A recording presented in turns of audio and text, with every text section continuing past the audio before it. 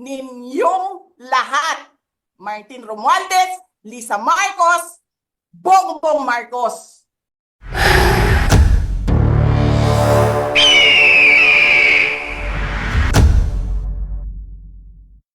Okay.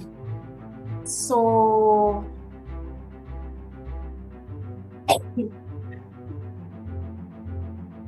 it's inconsolable. Can I just, moderate? JC, ako na lang mag-moderate. You can hear me, no? Yes, ma'am. Yes, Okay. Yes, Jason, you're raising your hand. yes, ma'am. May question po. Sa nangyayari Yes. po ngayon, dito po sa Office of the Vice President, at ngayon tinap na po nila yung mga kapulisan. Can we still trust this government, ma'am? Sinabing kayo na ako nagpe-preside eh. Okay. Yes, sinabi ko na yan noong press con ko, di ba? Don't recognize anybody above me. Lagi nilang sinasabi disrespectful kami. Di ba? Eh sila yung disrespectful sa opisina ng Vice President. Kung ano yung ginagawa nila sa amin, yun lang din yung ginagawa namin sa kanila. Diba? Nagagawa ko yun. Kasi Vice President ako. Pero isipin nyo, yung ordinaryong mamamayan. Magagawa ba nila yon? Hindi. Tumatahimik na lang, tumitiklop na lang. Look at Secretary Harry Roque. Yeah. Ayaw umalis noon sa bansa. Kasi yung mga anak niya maiiwanan. Pero look at him. Umalis na lang. But no. Hindi. Bastos sila. Bastos din kami. Okay? Yes, Red. You're raising your hand. Ay, ma'am, good morning po ma'am. Sorry to ask this question kasi of course after this po ma'am magkakaroon naman po ng statement yung mga congressman natin, yung goods, sabihin nila it's all drama and all. Ay siguro ma'am, agahan niyo na po siguro i-rejoinder sa kanila kasi I know na after this ma'am, magkakaroon na naman po sila ng statement, parang babaliktarin nila yung sitwasyon at babaliktarin nila yung opisina ninyo ma'am. Siguro that's for me, for my end dito, for my Asan last yung question. nagtataas ng kamay na icon? Okay. Ay, sorry. Hold on na. Okay. Yes. Kasi ganito yan. Alam natin lahat, di ba? Sobra kahayahay ang House of Representatives. Wala yan silang trabaho ng Friday. In fact, inaantay namin ang request, ang MR ni Attorney Lopez. Sandali, kumakatok.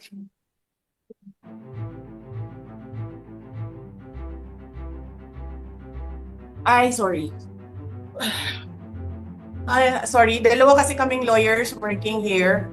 Ako yung nasa loob na lawyer, nasa loob ng room. And then, there's another lawyer outside of the room. So, dalawa kami na, nagtatrabaho. So, yes.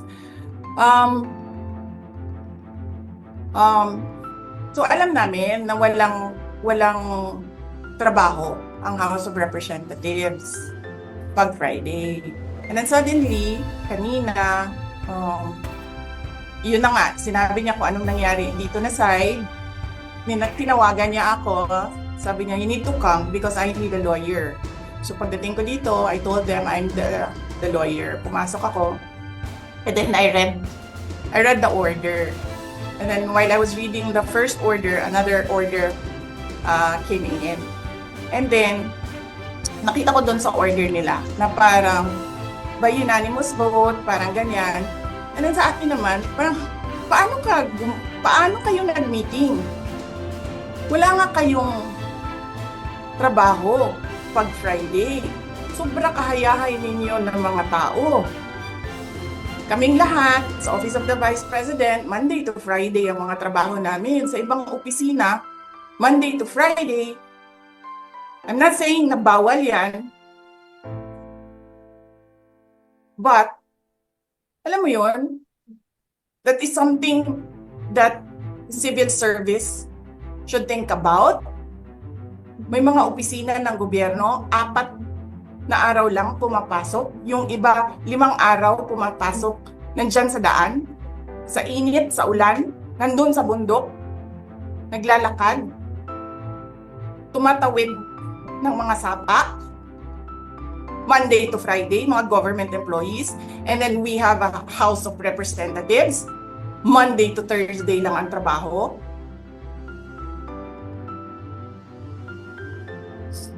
The civil service should rethink that. Ganyan. So anyway, wala sila. Wala silang trabaho. So hinahanap ko, where is this special doon sa order? Where is this special committee meeting that happened? Because they need the permission of the majority leader and the speaker. Kasi nga, walang trabaho eh. So kailangan nila ng permission. Walang nakalagay doon. So how is that a legal order? Tapos nakalagay pa sa second order nila, I violated security regulations when I visited. Before ako pumupunta dito, pinapaklear ko yung oras ko. 11 to 1, 4 to 5. Anong security violations ang violate ko dito sa loob? They allow other visitors to come in here. Pero ako, sinabihan ako kanina, hindi ka pwede bumisita dyan sa loob.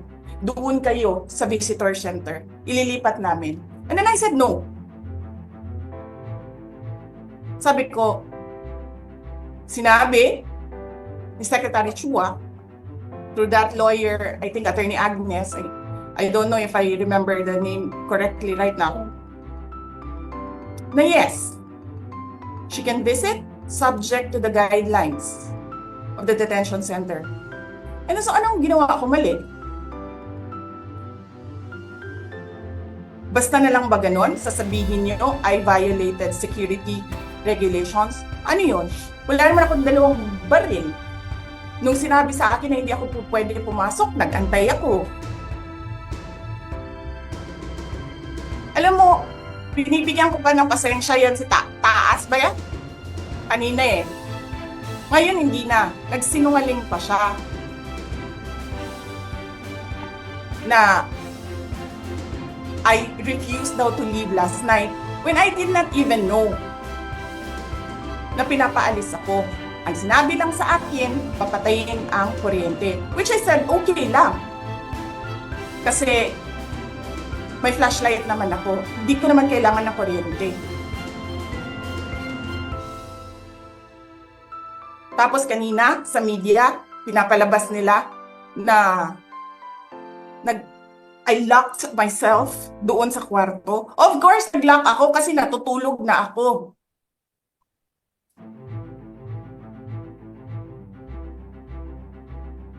Tapos, what?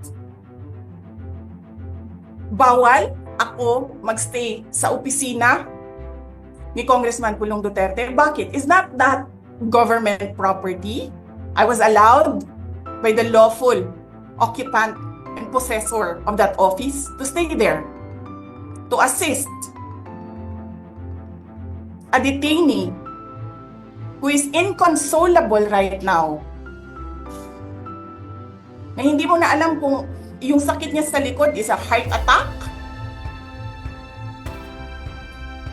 o ano, kasi hindi nila pinapapasok yung doktor. 'Di ba? So yes, hinahanap ko kanina, sabi ko, where is this permission from the speaker na meron kayong committee hearing kanina in the dead of the night to give an order na i-commit doon sa correctional facility. And where is the rule that says kapag may violation sa detention facility ay ililipat sa correctional facility? Ano Ano yun? You make rules as you go along? Ano yun? Di ba dapat sa demokrasya, there's a rule of law? And then they make rules as they go along? Kung ano lang, whatever pleases the speaker, get her out of the House of Representatives kasi hindi siya dapat nandiyan. Bakit? Pag may-ari niyo ba itong compound na ito? And then sasabihin pa nila sa akin na there is a threat to my life inside the batasang pambansa? Why is there a threat to my life? This is the most secured facility because nandito lahat ng mga spoiled brat sa ating bansa. Tapos, sasabihin pa nila, well, pabigat ka sa amin kasi kailangan namin dagdagan ang security mo. Bakit? Trabaho ba nila magbantay sa akin? Eh, di ba trabaho ng BPSPG yon? Na may I just say? Binabawasan nila ng binabawasan araw-araw? Na as if this office is not the second highest office in this country and only because umalis ako sa administration? Kailan ba nagsimula yung atake nila? Alalahanin nyo. Diba? After ako nag-resign sa DepEd? Kailan ba nagsimula yung pambabastos nila? Last year. After that meeting with the Makabayan Bloc and Martin Romualdez. They started destroying my name, pummeling me in the media with a multi-million PR campaign. Pinastos pa nila ako ng mga pagsisinungaling nila na kesyo taksil, kesyo korap, abusado. Nyo.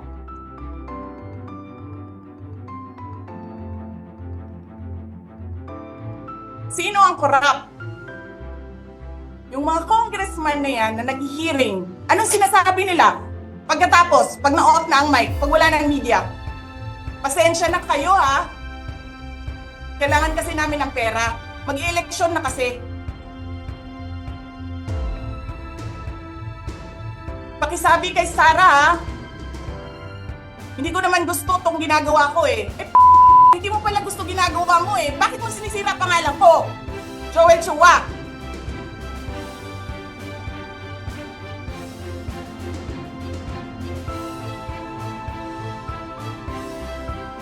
Ganyan. Ganyan ang bansa. This country is going to hell because we are led by a person who doesn't know how to be a president and who is a liar. Alam nyo anong pruweba ko na sinungaling siya? Tinanong ko, 2 businessman. Matagal na sa negosyo ng bigas. Because I was concerned. This is a campaign promise. 20 pesos na kilo ng bigas. And so, I really sat down and talked to a businessman. Sabi ko, sabihin mo sa akin kung magagawa ba yung 20 pesos. Sabi niya, hindi. Napaka-imposibleng gawin yan.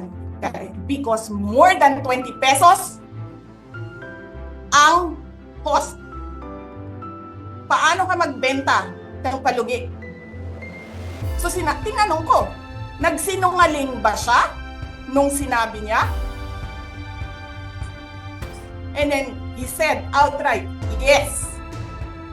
It's either he did not know what he was talking about, but so incompetent, or he was lying through his teeth to get the votes of people.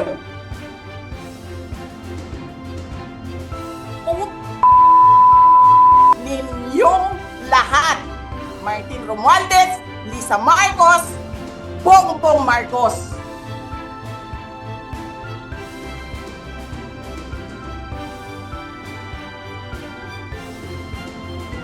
Ginigit-git nyo yung mga tao ko dyan sa envelope na yan. Lisa Marcos, naalala mo? Nagpadala ka sa akin ng video? Sinabihan mo ako saan kukunin ang pera. Pinakita mo ang muka ng tao doon sa video message mo. Hi, this is she's been working with us for the longest time. We trust her. You sent me written instructions about money. Millions a month. Anong nakalagay doon sa envelope? DepEd! Anong ginawa ko? Binigay ko sa DepEd!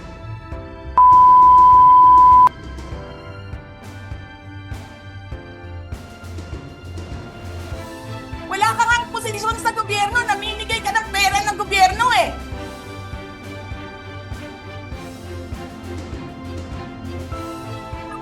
Sira ito yung tangal ng mga kasama ko sa office of the Vice President. Sasabihin niyo sa mga tao, nakaw yan, confidential funds yan. Niwala nga kayong isang proof na confidential funds yan. Naniwala lang kayo sa isang babae na ang pangalan ay Gloria Mercado na nagsabi confidential funds yan, na hindi nyo nga nilabas na wala pang confidential funds, meron ng white envelope. Kasi 2022 pa lang,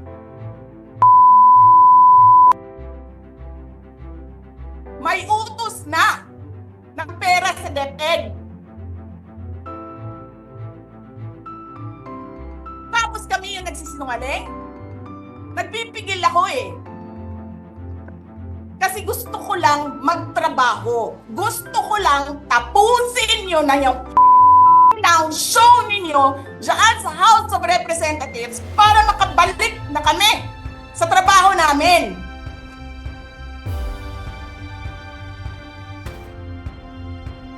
Tapos ganyan ang gagawin ninyo sa amin dahil hindi kami sumusunod sa inyo?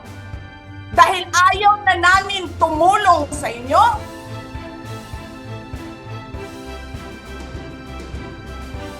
Ganito gagawin ninyo?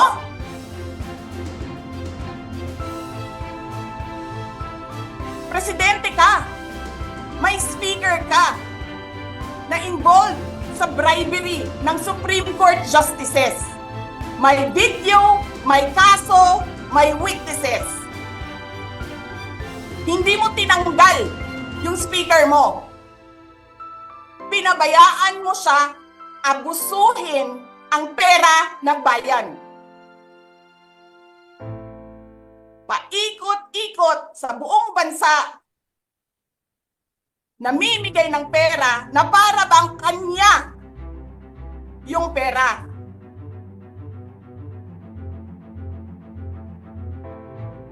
Eh di ba nga, lagi niyo sinasabi separation of powers? Anong trabaho ng legislative branch? Gumawa ng batas.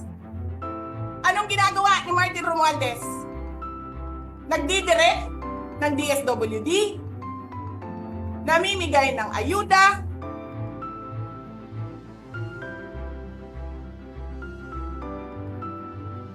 nagsasabi kung anong bibigay, anong ibibigay, anong gagawin, sino ba ang presidente dito?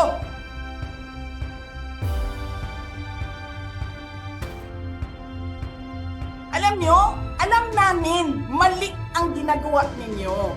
Sinabihan ko lang mga kasama ko sa Office of the Vice President, pasensya na, sumunod na lang tayo para matapos na sila.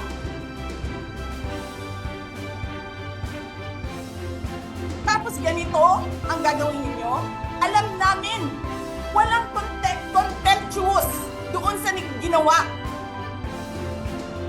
ni Yusek Lopez. Wala. Lahat ng tanong sinagot niya, pumunta siya, maayos siya kumausap. And then sasabihin ninyo sa amin, bakit kami susulat sa COA? Bakit hindi kami susulat sa COA? Hindi tapos ang appeal namin. Hindi tapos ang audit namin.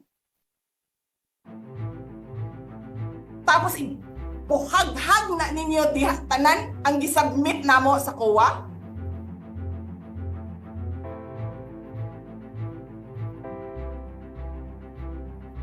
Tama ba yun? I have a video of Chairman Gamaliel Cordoba. Sinasabi niya,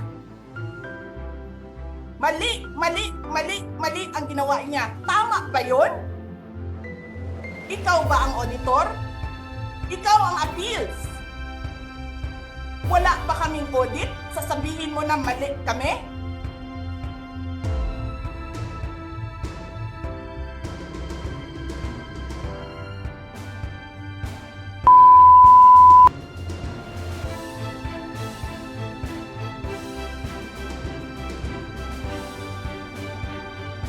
Hindi pa kayo nakakita ng kalaban na tulad ko. Nagpigil ako na nagpigil. Kasi masama sa bayan. Hindi maganda ang political instability.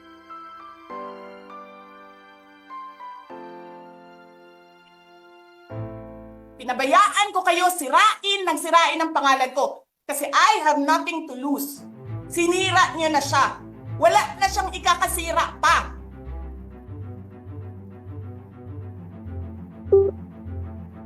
Tapos ganito ang gagawin niyo.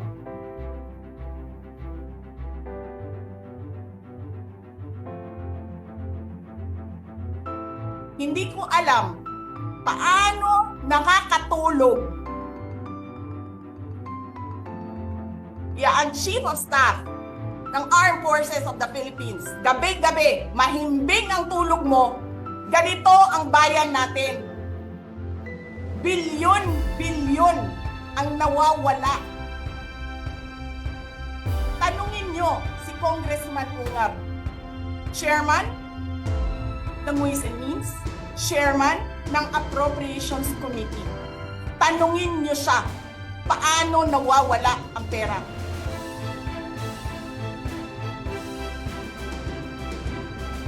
Paano nyo ginagel ang pera ng Department of Education?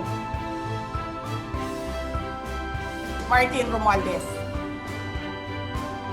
Inattach nyo ang projects na hindi man lang dumaan sa paaralan, sa SDS, sa region, even sa central office. Basta na lang listahan ng mga congressman. 19 billion. Tapos, nung 1 billion na lang ang naiwan sa DepEd, anong ginawa nyo? Kinuha nyo ang 5 billion sa repairs, nilipat nyo para mukhang lumaki ang pera.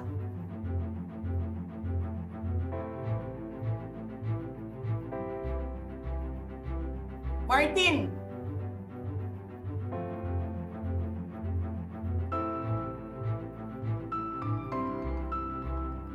nangangampanya tayo. Nakasakay tayo sa eroplano. Magkatabi tayo.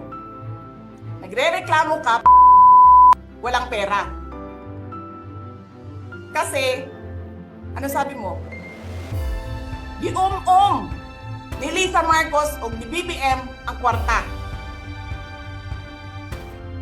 Walang pera sa kampanya kasi hindi nagbibigay si BBM at si Lisa. Hinigipit nila. Nakuha nila lahat ang pera.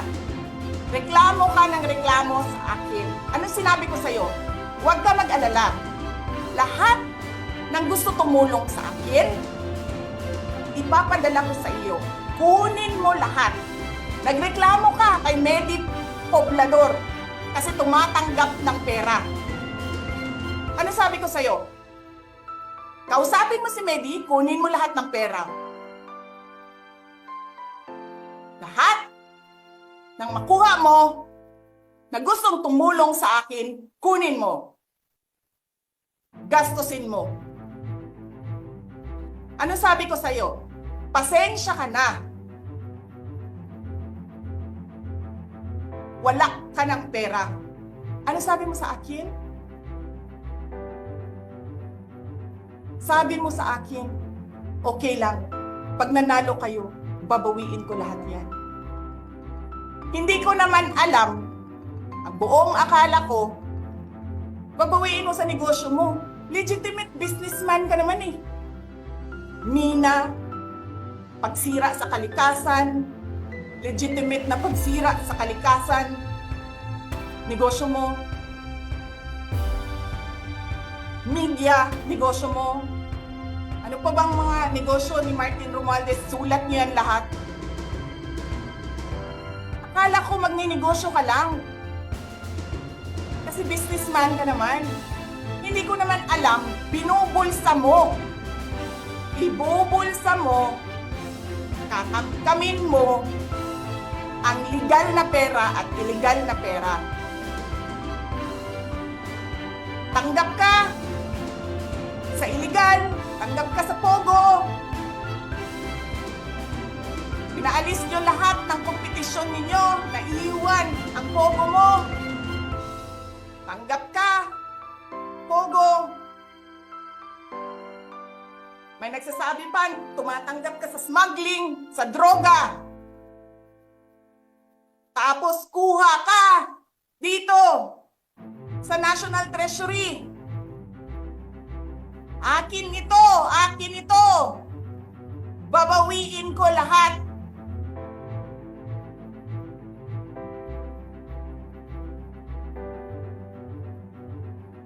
Masakit sa akin, Martin, hindi yung pagsira ng pangalan ko eh. Ang masakit sa akin, maalis mo man ako sa presidential race, hindi pa rin ikaw ang presidente. Walang boboto sa'yo. Please lang. Wala.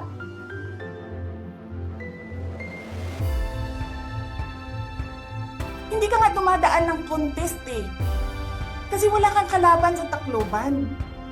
Kasi binibili mo, pinapakidnap mo, hinaharas mo ang mga kalaban mo. Hindi ka dumaan ng contest. Ang alam mo lang, kasi mayaman ka, bibilhin ko lahat ng tao ng pera. Nagbubriman mong tanan, kwarta na may inyo. There is nothing in you except money. Yan lang. Martin,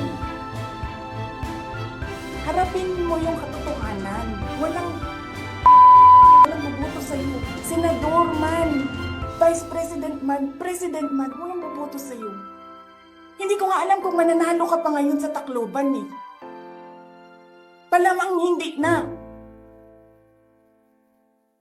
Sinong gusto sa lahat sa buong Pilipinas ang ibalik ka sa Kongreso? E di lahat ng tao pupunta yan doon sa Tacloban, mangangampanya yan sa kalaban mo. Kasi magnanakaw ka. Hindi ka dumadaan sa audit.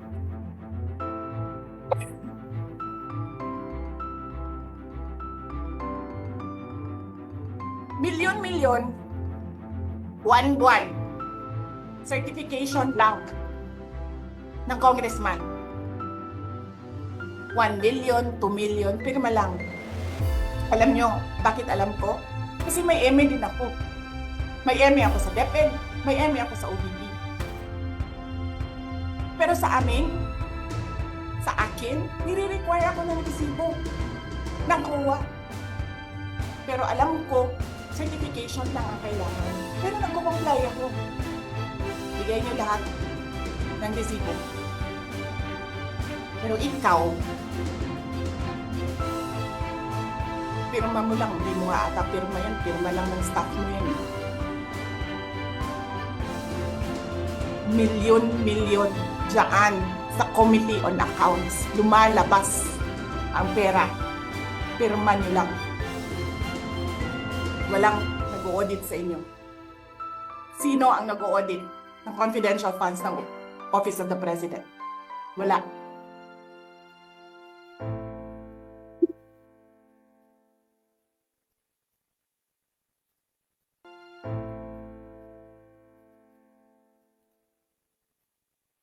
Yan ang Pilipinas. Yan ang bagong Pilipinas.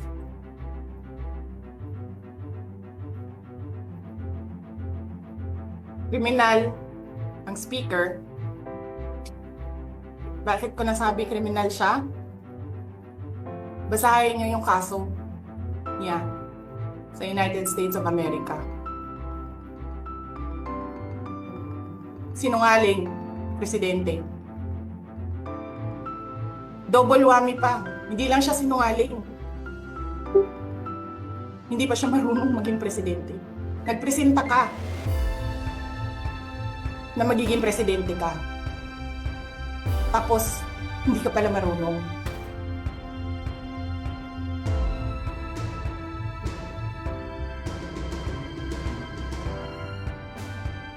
Sarap-sarap ng kain ninyo, buffet, dyan, dito, sa House of Representatives.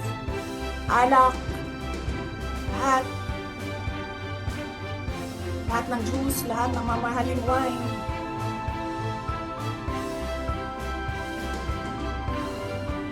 Pero yung taong bayan na prinamisan ninyo ng 20 pesos na rice, yung taong bayan na hindi ninyo pinupuntahan sa mga komunidad nila, ano sabi nila? Asin lang okay na mi, anad naman mi ana. Ganyan ang bayan natin. Okay na lang kami sa asin. Saan ka nakahanap ng bayan na ang tao, because of their hopelessness, because there is no functioning government, umukay na lang sa asin.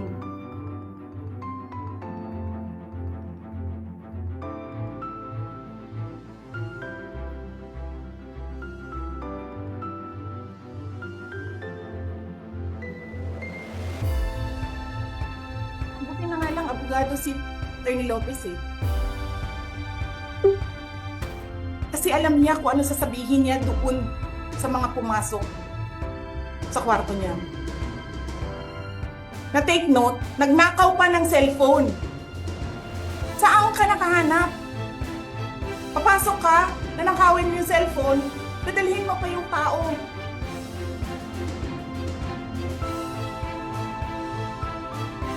Huwag kang mag-alala, ma'am, sa security ko.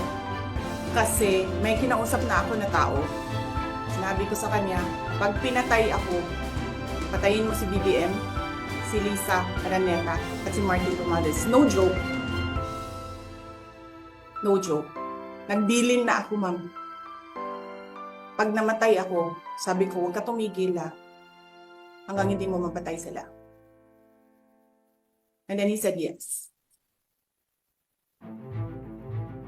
So, alam mo, ma'am, yan ang lagi kong sinasabi sa Makabayan Lang nung mayor pa ako. Ang laban, wala dyan sa EDSA, ma'am. Wala dyan sa mga highway. Ang laban, ma'am, nandun sa loob ng palasyo. Yan ang problema. We appreciate yung expression ninyo ng disgust, ng pagkamuhi, ng hopelessness, kasi it reflects kung ano yung nararamdaman ng marami, milyon.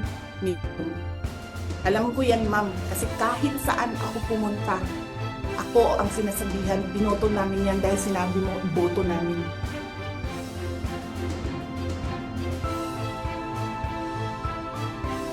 So, yes, ma'am. Maraming salamat sa ginagawa ninyo. Dahil sa ginagawa ninyo, I'm sure nakikita yan ng taong bayan. Ina-appreciate nila yan. Marami sa ating mga kababayan ang gusto sumali sa inyo. Pero sa sobrang hirap ng buhay ngayon, hindi nila maiwanan yung mga trabaho nila at hanap buhay nila para pumunta sa daan. Bakit sila naghihirap? Bakit? Dahil sa gobyerno. Di ba dapat yung gobyerno natin ang nagpapagaan ng buhay ng tao? Bakit ang gobyerno natin ang nagpapahirap lalo sa tao? Kasi gusto ba nila lagi na lang mahirap ang mga tao para madali mapasunod? May mga lugar kami sa Mindanao na ganyan ang mga politiko. Gusto nila mahirap lahat. Kaya bahugan lang nila ang kwarta. Governor na sila, mayor na sila, congressman na sila. Hanapin niyo, ma'am, yung mga lugar na sobrang hirap sa Mindanao. Tingnan niyo anong gawain ng politiko. Pinapakain lang ng pera ang tao. Pinabastos yung kanilang pagkatao. Dahil wala silang pakialam. Yan din yung mga tao na gusto sumama sa inyo, na nakikiisa sa inyo, pero hindi nila maiwanan yung hanap buhay dahil sa pamilya. Madami yan. Yes, sir. Salamat, sir. At binigyan nyo ng example ang ang taong bayan kung ano yung sinasabi ko. Because it's happening all over the country. Gusto nila, sila lang ang mayaman. Alam nyo ba, sa bentahan ng mga relo ngayon, sino bumibili ng mga relo? 3, 4 at one time? Mga politiko. Mga galamay ng politiko, karamihan mga congressman. Tanong nyo sa mga dealer ng relo, ng mamahaling relo dito sa Pilipinas. Tanong nyo sa mga dealer ng mamahaling kotse sa Pilipinas.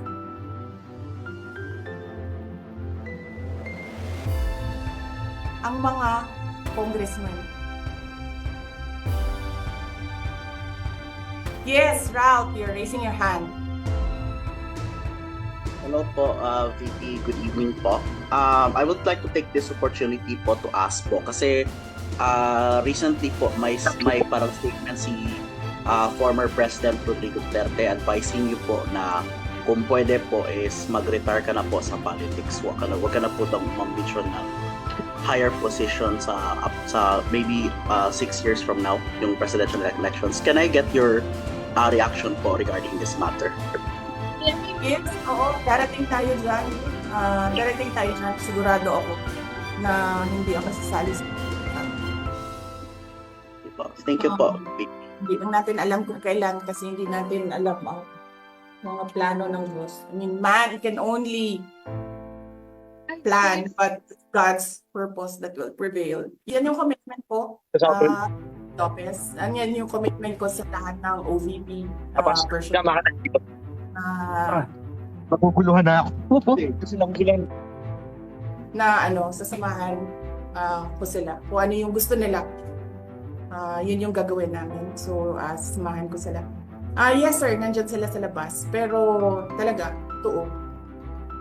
Bakit kayo maglilipat ng tao sa loob ng correctional? Convict ba ito? Accused ba ito siya of a case? Of any case? Ano ba yung correctional facility? Di ba dapat sa mga akusado yun? at sa mga convicted. Di ba dapat kay Franz Castro yun? No. That is something to think about, no? Sa mga mambabatas. Yung pwede ka maging congresswoman, pwede ka maglakad dyan pending your appeal. Which by the way, pag in-overturn yan, regalo yan ni Martin Romualdez kay Franz Castro. Kanina, pumunta sa akin yung Sergeant at Arms doon sa office ni Congressman Bulong Duterte. That was 6 p.m. Sabi niya sa akin, sabihin mo 5 p.m. Sinabihan pa niya ako magsinungaling. That was 6 p.m. Okay? At that time, walang order. So between, sabihin na natin 15 minutes siya doon. 6:15 hanggang 12 midnight, nakapag-gawa siya ng report, nakapag-meeting ang committee. Nasaan yung meeting? Pakita niyo sa akin yung minutes. Pakita niyo sa akin. Sabihin niyo Zoom. Kahit hindi niyo ma-determine ang quorum sa Zoom, sige, sabihin natin tama yung Zoom. Nasaan ang picture ng Zoom ninyo? Nasaan ang minutes ng meeting ninyo? Nasaan ang pirma ng committee secretary sa minutes ng meeting ninyo? Oo, dyan lalabas ko sakali. Yung tatakbo. Para kayo mag-issue ng order between 6:15, 12 midnight. Yan yung sinasabi niya ni Atty. Lopez. Walang batas ang Pilipinas ngayon. Wala na. Bastusan siya. Tapos nagagaling sila. Sinasabi nila, spoiled brat ako. Ang problema ninyo, hindi niyo ma-prove ang pagiging spoiled brat ko. Dahil hindi ako nagbago. Simula nung ako ay bata hanggang ngayon, hindi ako nagbago. Ni walang isang tao makapagsabi doon sa Davao City na spoiled brat ako. Sabihin niyo, corrupt ako? Ako ba yung may bribery case sa mga Supreme Court justices na hindi nahihiya? Wala akong corruption case. Sinasabi ninyo nawawala ang pera dahil may notice of disallowance. Ano ba ibig sabihin ng notice of disallowance doon? Ano ba sinasabi niya? Kulang yung mga papel ninyo. Kasalanan ko ba yan? Galing sa field ang papel. Hindi naman ako ang gumagawa ng papel eh. So ibig sabihin, kasalanan ko kapag yung nag-uusap doon sa kalayo-layong barangay sa Samar, gumagawa sila ng papel na mali, sasabi ng COA, tapos ako yung nagnakaw ng pera? Ang ina ninyo? Alam mo, ma'am, nagmumura talaga ako na tao. Kaso hindi lang ako nagmumura talaga in public. Dahil ang mga bata nakikinig sa akin. Napapansin ko yan. When I talk, children listen. That is the reason why I don't cuss in public. But it doesn't mean hindi ako marunong at hindi ako nagmumura. I am doing it for the sake of the country kasi nakikinig yung mga bata sa akin. Hindi sila nakikinig kay Martin Romualdez. Lalong hindi sila nakikinig kay PBM.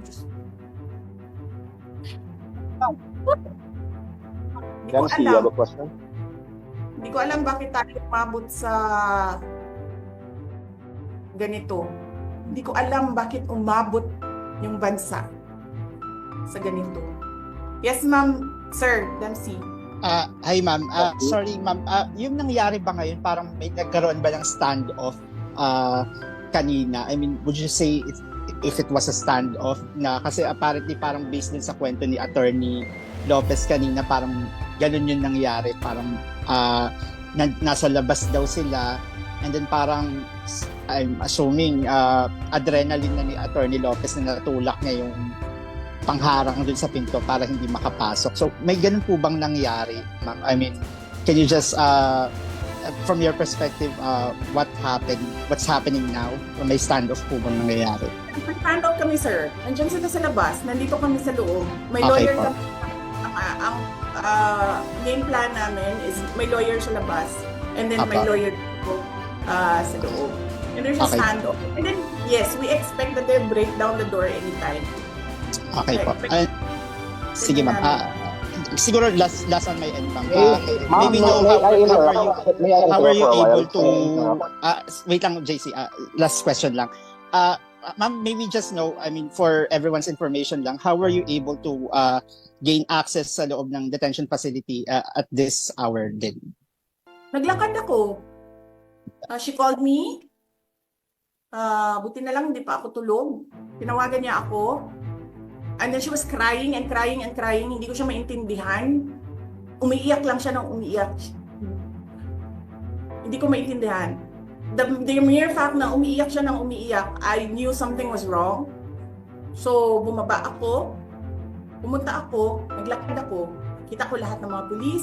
Nakita ko yung person with the big camera.